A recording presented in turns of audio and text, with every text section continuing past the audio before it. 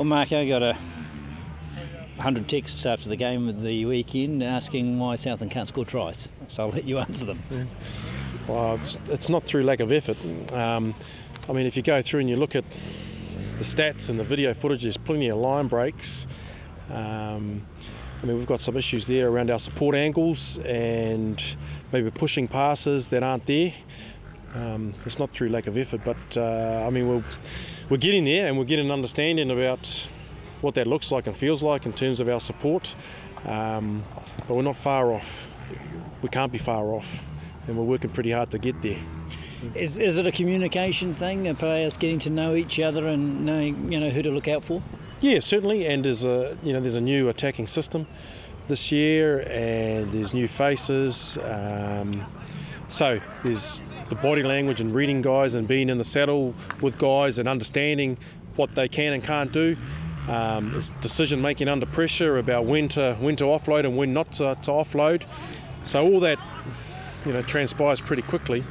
And as I say, it's not through lack of effort. The guys are dying to get over a line. But those little things that we're doing, the drop balls, the turnovers, the penalties, popping balls that aren't on.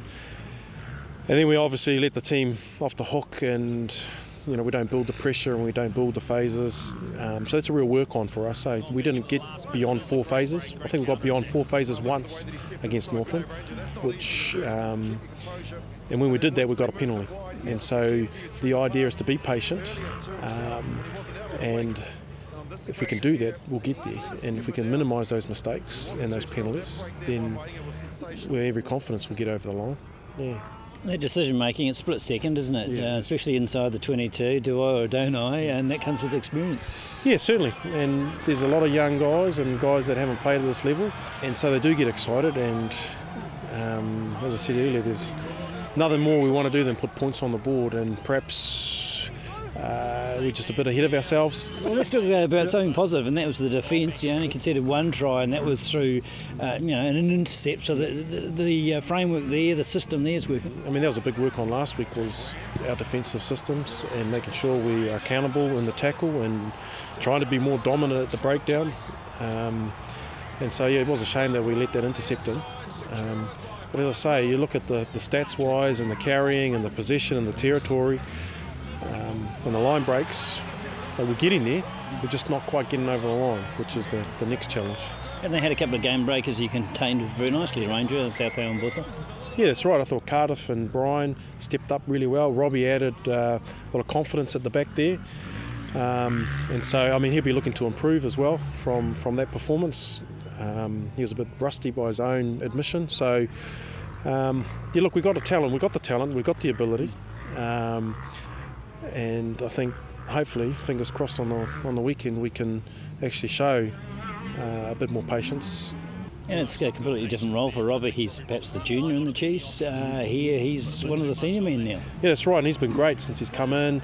He's quite open and is easy to talk to, and the guys respect what he's done. And so when he has something to offer technically or tactically, the boys hang off every word, and so a guy with that much experience and, working in the Chiefs, he's good. He has got a lot of experience and a lot to offer. And by the same token, he hasn't come in and said, this is how we do it.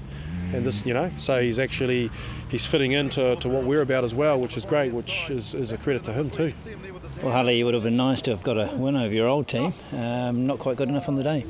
Yeah, I think it says on the stats and everything else, today's review, where we dominated every stat in the game, and just not the points that matters. Just the finishing inside the 22 that let you down. Yeah, exactly. I think we spent the whole training today on just those finishing touch. We camp out in their 22s for 40 minutes all the second half and come away with 3 points, I think, and that was it. What about the forward battle? I thought you had the edge in most of the phases. Yeah, there's only a little bit of adjustment to the forwards. I think we can't go any better than what we worked hard on our set pieces and carrying and all that. So, like your questions earlier on, we just got to finish off those moves towards the end. Your own form, that was one of your better games for some time. You would have enjoyed your outing.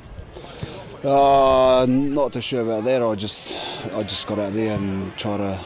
We had Dixon was still down for a week, so I had to fill in, and I just went out there and played. Do you like 8 though? You got a preference these days because you can play 8 or 6 quite a lot. I'll play anywhere, but for my time overseas in Japan and Wales, I played 4, 5, 6, 7, and 8, and I'd rather play 6 where I understand more of the role.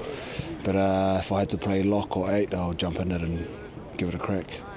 Have you noticed since you've been back, I know you had that season with Northland, that the ITM Cup is sped up? Is it more physical? Has it changed much in your time? Yeah, definitely. I think a lot of the players in Japan, they always, when I'm staying in touch with them, they all want to come back and play ITM before they finish up. When especially in Japan with the rugby, it's all right. And when you come back and play ITM Cup, you appreciate it and you want to play. You don't want just, like personally, I don't want to just fill in as an old fella in the team, or I want to play because it's enjoyable and it's it's physical and the pace is up there and it's one of the better comp around. It's going to be a great battle on Saturday, isn't it? Because Taranaki's strength is also in the forwards this year. Yeah, we've had we look at their game last week, and as long as we fire up and try to stop their forwards, like in the weekend we made heaps of breaks and then we dominated the gain line, but just finishing off those couple of passes out on the wing, if we can do that, then we'll be all right. There's certainly confidence. The confidence is there, and the ability is there, and I think there's no the internal pressure that we have and the expectation on ourselves is probably more so, and the frustration that's come from that we haven't actually performed, and we are capable of a lot better. And as I say, the patience and the internal standards and the standards we set for ourselves and the pressure we put ourselves under is more frustrating. But there is an internal confidence, and we are working hard, so we can't be far off. And knocking over a premiership team, important, because Otago are doing that, other teams in the comp are doing that, we need to too. Exactly, and so this is a real opportunity. They'll be hurting, and we are too. And so to come down to Rugby Park, and I mean the guys are aware of who they represent. We're all aware of the community in Southland, and it's important to the community. So we'll be putting a solid performance on, and there's plenty of motivation.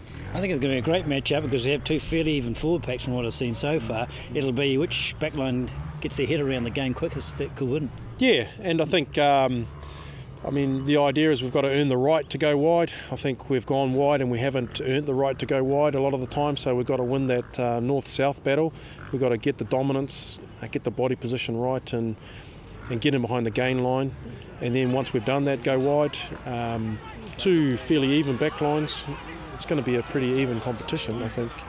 Who can ever get the ascendancy at the breakdown and get the continuity, and as I say, win that direct battle. That team will probably come out on top if they hold their discipline. So you're not saying you're not going to play expensively, but it might take a little bit of game time before you move into that mode? Yeah. No, we might go wide. We might go wide straight off the first phase. But just in case Taranaki are watching this. But if we do go wide, then the next part after that is to make sure we win the gain line and recycle ball and hold on to possession. But as an overall picture, we can't just go wide. We have to actually put them on the back foot and get over the gain line, and as I say, earn that right. As I said earlier, the biggest pressure is the pressure we put on the expectation of ourselves, and there's a good bunch of guys. They're easy to get to know and funny guys, as you can see, and so we enjoy each other's company. And hopefully we can put that on the park as well, because we will play for each other. If they do everything on that clipboard of yours, good chance of winning this game. Fingers crossed, eh? Hey, otherwise I could be looking for another job.